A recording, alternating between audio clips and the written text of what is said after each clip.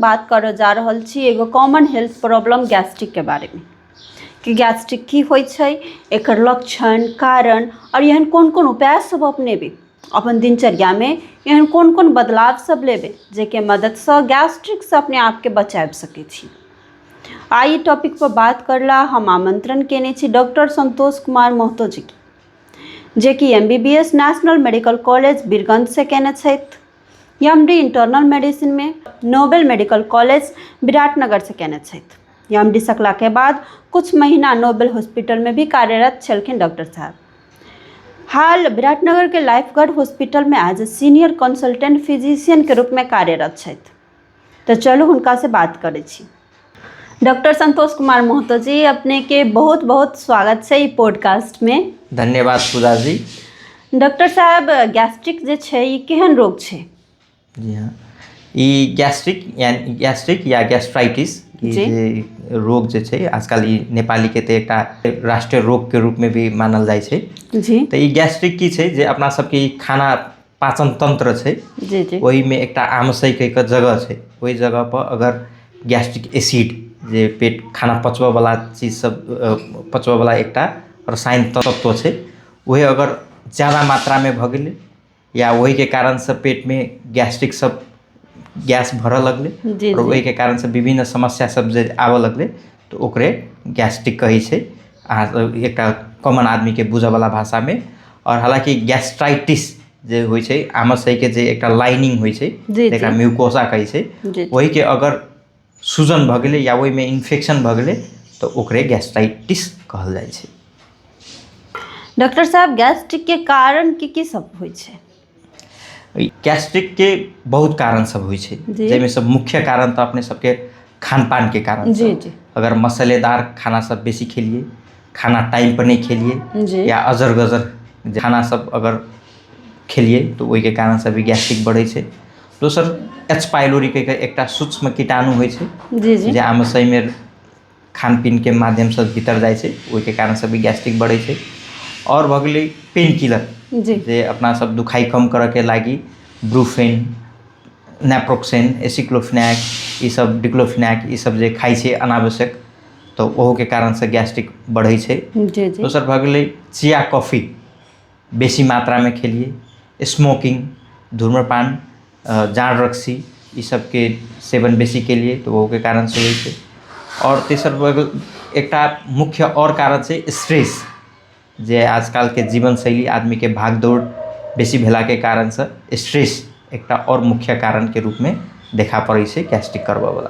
Chronic रोग सब केकरो अगर मानू किडनी के समस्या छै लंबा समय से, मुटु के समस्या छै लंबा समय से, या कोनो और क्रोनिक रोग सब छै तो ओहो के कारण से भी गैस्ट्रिक बढ़े छै।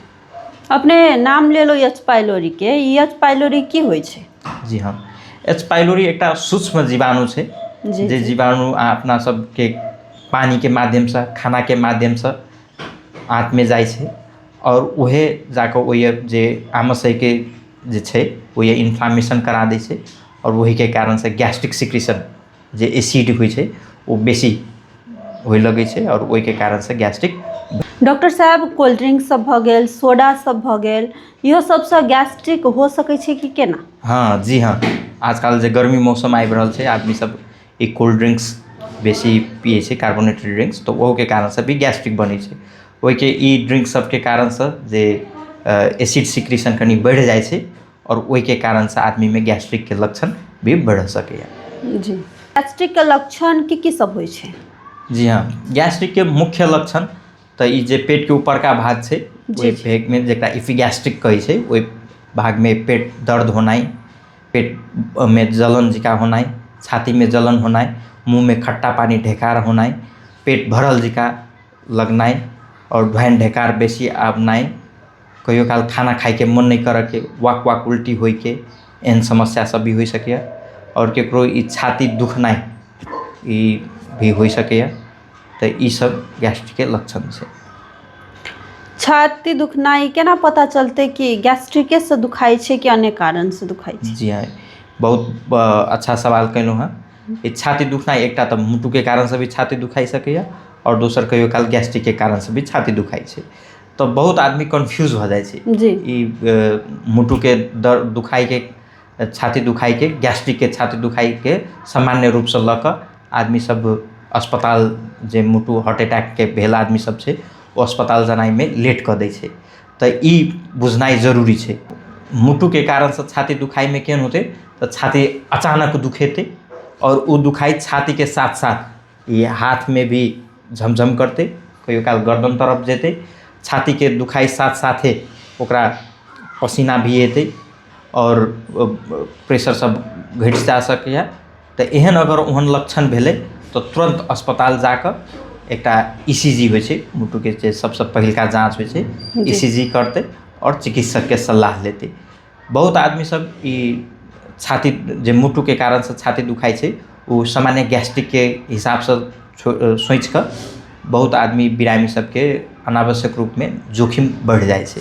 तो एहन चीज नहीं करबाई के छै। अगर अहाँ के अचानक छाती दुखेले, पसीना एले और छाती दुखाई गर्दन तरफ गेले, हाथ तरफ गेले तो तुरंत अस्पताल जाकर एकटा ईसीजी करबाक चाहिए। अगर ये गैस्ट्रिक के कारण से छाती दुखाई भेले तो ओहिमे रेट्रोस्टर्नल भई कहै छै, मतलब छाती के बीच भाग में छाती दुखेते, जलन जिका महसूस होते और वही के साथ साथे पेट फूलल जिका, मुँह में खट्टा पानी ढकार आवे के तेहन समस्या हो सब होते।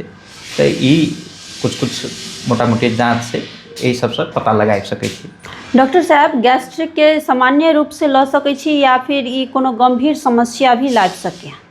गैस्ट्रिक तो कहियो काल ई सामान्य भी होइ छै और ये अगर लंबा समय भ गेलै, एकरा हेल्थ चेकराई भ गेलै या एकर उपचार समय पर नहीं भेलै तो ये कहियो काल ई गंभीर समस्या भी लाग सकैया। ई गैस्ट्रिक के कारण से की होइ छै तो अपना सबके जे गैस्ट्रिक के जे लाइनिंग होइ छै ओहि में ब्रीच भ जाइ छै, मतलब ओहि में घाव भ जाइ छै, तकरा अल्सर चेंज हो सकैया। और उहे अल्सर के अगर उपचार नहीं केलकै तो कहियो काल जाकर परफोरेशन पेट में पाल पाड़ि सकैया, वही से खून ब्लीडिंग करवा सकैया। ई भ गेलै। कहियो काल ई अल्सर अगर लंबा समय सब रह गेलै तो ये अल्सर जाकर बाद में कैंसर के रूप में भी परिणत हो सकैया।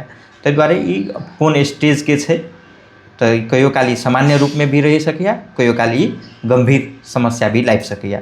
अहाँ के मतलब छै कि गैस्ट्रिक के समय में अगर क्योर नहीं होइ छै तो ये बड़का समस्या के रूप में भी कन्वर्ट हो सकै छै? जी हाँ। गैस्ट्रिक के मेडिसिन जे छै एकरा सब दिन खाइ पड़ै छै कि केना? कोनो सर्टन पीरियड तक ठीक भेला पर कोनो सर्टन टाइम तक खा कर छोड़ऽ मिलै? जी हाँ, अपने बहुत बढ़िया प्रश्न उठेलहुँ हैं। ये गैस्ट्रिक के कोनो भी दवाई, ई शुगर प्रेशर के दवाई जना जिंदगी भर खाई पड़े छै जी, तेन हिसाब के ई रोग नहीं है। गैस्ट्रिक के दवाई कुछ सर्टेन पीरियड तक खा कर और चिकित्सक के निगरानी में एकरा छोड़ सकै छी। गैस्ट्रिक के मोटा मोटी हम सब अगर एच पाइलोरी कीटाणु पता लग गए तो ओकर 14 दिन 2 हफ्ता तक दूटा एंटीबायोटिक सब दै छै, एंटीबायोटिक से उपचार करै छियै और गैस्ट्रिक के कुछ दिन तक दवाई सब चलै छै और ओकरा लगभग मोटा मोटी 8 हफ्ता 10 हफ्ता के बाद ओकरा बंद कर सकै छियै। जी, एहन नहीं छै कि जिंदगी भर अगर गैस्ट्रिक भ गेलै तो जिंदगी भर दवाई खाइते रह पड़ते, कैलाकि हरेक चीज के कुछ न कुछ साइड इफेक्ट होइ छै। तो ओहने गैस्ट्रिक के दवाई के भी साइड इफेक्ट छै। अपने कहलहुँ कि गैस्ट्रिक के दवाई के भी साइड इफेक्ट होइ छै, तो एहन कोन कोन साइड इफेक्ट होइ छै एकर? जी हाँ, अगर गैस्ट्रिक के दवाई कोई आदमी लंबा समय तक खेलके, महीनों वर्षों तक खाइते रह गेले तो ओहि के कारण से कुछ साइड इफेक्ट होइ छै। हालांकि रियर होइ छै लेकिन साइड इफेक्ट होइ छै। एहन कोनो दवाई नहीं छै जेकर साइड इफेक्ट नहीं होइ छै। और एहिमे साइड इफेक्ट सब देखबै तो एकर अगर कोई लंबा समय तक खेलके तो ओहि के कारण से किडनी के समस्या लाग सकैया और पेट में विटामिन B12 के जे अब्जॉर्प्शन होइ छै ओकर डिफिशिएंसी कमी करवा सकैया, आयरन के अब्जॉर्प्शन में कमी करवा सकैया। दोसर भ गेलै ऑस्टियोपोरोसिस जे हड्डी के समस्या लाग सकैया। नियमित रूप से अगर कोई गैस्ट्रिक से सफ़र कर रहल छै तो ओकरा एहन कोन कोन जाँच करबाक चाही? जी हाँ, गैस्ट्रिक पता लगबऽ वाला विभिन्न किस्म के जाँच सब होइ छै, जैमे से एकटा तो लक्षण डॉक्टर के सलाह लेबै तो लक्षण से भी बहुत चीज पता लग जाए छै। दोसर जे कहलिए एच पाइलोरी इन्फेक्शन के कारण से भी गैस्ट्रिक होइ छै, तो उ पता लगबऽ के लागी विभिन्न किस्म के जाँच सब होइ छै, जैमे से एकटा यूरिया ब्रेथ टेस्ट कहै छै जे फूक करल जाइ छै, उ जाँच कर सकै छी।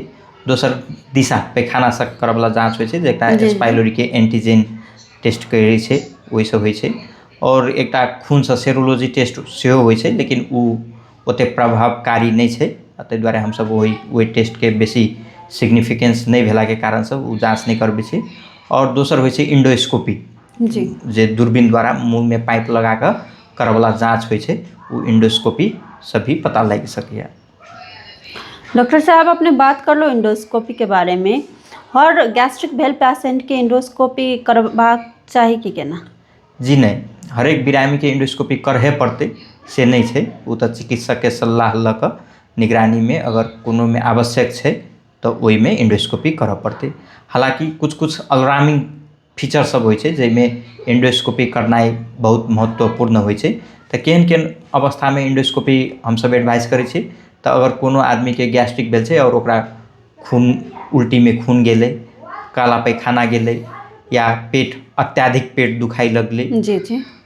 दवाई खैला के बावजूद भी गैस्ट्रिक में सुधार नहीं भ रहल छै या कोनो जे गैस्ट्रिक भेल आदमी के उम्र 50 वर्ष से बेसी छै या ओकर खून के मात्रा में कमी देखा रहल छै, ओकर वजन अत्याधिक मात्रा में घट रहल छै, तो ओहन अवस्था में हम सब इंडोस्कोपी के एडवाइस करै छी। इंडोस्कोपी से की पता लग सके तो कि तो अल्सर तो नहीं भ गेलै या कहियो काल ई गैस्ट्राइटिस अगर लंबा समय उपचार नहीं केने छै तो कहियो काल वो पेट में आंत के कैंसर भी हो सकिया, तो वो चीज़ है कि नहीं ये चीज़ पता लगबे के लागी हम सब इंडोस्कोपी करै छी। अहाँ के अनुसार से गैस्ट्रिक भेल पेशेंट के उपचार के लेल एहन कोन कोन उपाय सब अपनाबक चाही, अपन दिनचर्या में एहन कोन कोन बदलाव सब लाबक चाही? जी हाँ, कहलौं हँ कि गैस्ट्रिक के मुख्य कारण अपन सबके खान पाने छै, जी, ताहि दुआरे ई गैस्ट्रिक के बिरामी के खान पान में सुधार करऽ पड़लै, एहिमे परिवर्तन करऽ पड़लै। अगर अपने सब मसालेदार खाना खाइ छै तो ओकरा परहेज करऽ पड़लै, एहिमे खान पान टाइम पर करऽ पड़लै, नियमित समय पर खान पियन करऽ पड़लै, बेसी बेर भूखल पेट नहीं रहऽ पड़लै। और पेन किलर जे एकटा मुख्य कारण छलै गैस्ट्रिक करबऽवला, तऽ अनावश्यक रूप में पेन किलर जेना ब्रूफेन, एसिक्लोफेनाक, डिक्लोफेनाक ई सब दुखाई कम करे वाला दवाई सब अनावश्यक रूप में नहीं खाई पड़लै। और स्मोकिंग, धूम्रपान और जी, जी। अल्कोहल जान रक्सी होइ छै ओकरो कम करऽ पड़लै या परहेजी करऽ पड़लै। स्ट्रेस के कम करबऽ पड़लै, अब स्ट्रेस कम करे वाला योगा ध्यान ई सब कर सकै छियै। तेसर भऽ गेलै कि जे एच पाइलोरी कीटाणु छै ई अपने सबके पानी या खाना के माध्यम से भीतर जाइ छै, जी। तो उ खान पीन में भी सुधार करऽ पड़लै, ओहिके लागी सफा पानी, फ्रेश खाना ये सब खाई पड़लै, बासी खाना सब नहीं खाई पड़लै। और चिया कॉफ़ी अनावश्यक रूप में बेसी नहीं खाई पड़लै। कार्बोनेटेड ड्रिंक्स कोको कोला, फैंटा ये सब बेसी नहीं खाई के छै। दोसर कि अपने सब जे रात के खाना खा कर तुरंते सुत जाए वाला जे आदत छै जी, ओकरो कम करऽ पड़लै। सुतऽ से 1 घंटा पहले खाना खाबाक चाही। और अपन नेपाली सबके बानी छै कि 2 टाइम खाना खाइ छै लेकिन पेट भरि के खाइ छै, तो ओहो चीज़ कम करऽ पड़लै। ओहिके लागी ठीक का मात्रा में बरू 3 बेर खाओ 4 बेर खाओ लेकिन ठीक का मात्रा में खाना खाई पड़लै, जे पेट के अस्पष्ट भऽ कऽ एकदम पेट भरि के खाई पड़तै तेहन नहीं, ठीक हिसाब के मात्रा में खाना खाई पड़लै। और रात में अगर छाती में केकरो बेसी जलन भऽ रहल छै या ढुआइन ढेकार बेसी आबि रहल छै तो अगला ऊँचा सिरमा लगा कऽ सुतबाक चाही। रात में अल्कोहल, कॉफ़ी, चिया ये सब बेसी नहीं खाई के चाही। तो ये चीज़ सब में अगर सुधार करबै तो गैस्ट्रिक की समस्या कम हो सके। डॉक्टर साहब अपने के बहुत बहुत धन्यवाद कि अपने समय देलौ